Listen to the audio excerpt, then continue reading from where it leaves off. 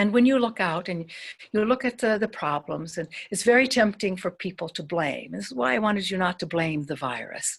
It isn't something that rose up and said, oh, let's go do war on humanity. It's not that way at all. It arose because the causes and conditions were in place for its arising, period. And I know there's all these theories, well, maybe some lab invented it or created it or something. Well, if it's a living thing, and there are certain elements that say it is, I know there are certain elements that say, well, maybe it's not. It doesn't really reproduce like most living things. It has to co-opt the DNA and the replicatory capacity of cells in order to replicate itself. So that's a big question area. But it does appear to have a lifespan. And if it has life, the life force that is in it is the same that is in you. Oh, maybe you have a little more of it because you're bigger or something. But life force is a gift. Some traditions call it prana, that beautiful streaming ability to stay alive. You get it from Earth, really. I mean, this is one of the reasons you should be thanking Earth every day. You get it from the sun as well, every day. And so if you really look at things, you say, well, wait a minute. Humans are of a higher category than those plants or those silly little animals. Well, I tell you this, the life force that is in any plant or even an insect is the same life force that's in you. But here's the difference. There is form and there is function.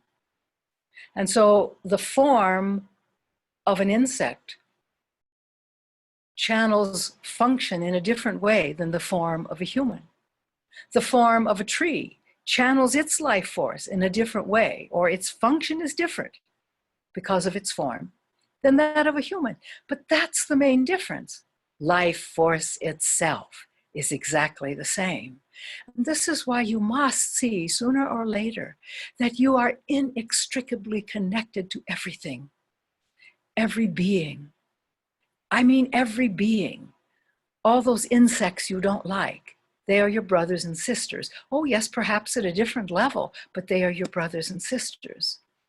And so I urge all of you to recognize that from the perspective of the divine, you know, maybe life force just appears to be a kind of lively soup.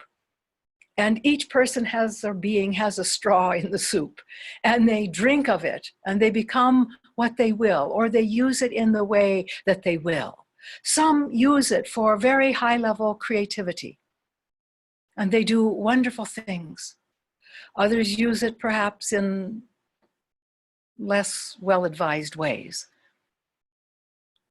But however they use it, the frequency that they encode upon that life force is the level of the divine that they are capable of reflecting. So if you see someone who is truly a power monger and doesn't mind crushing every other business in town so that I can have it all, they too are reflecting the divine, but the lower frequency.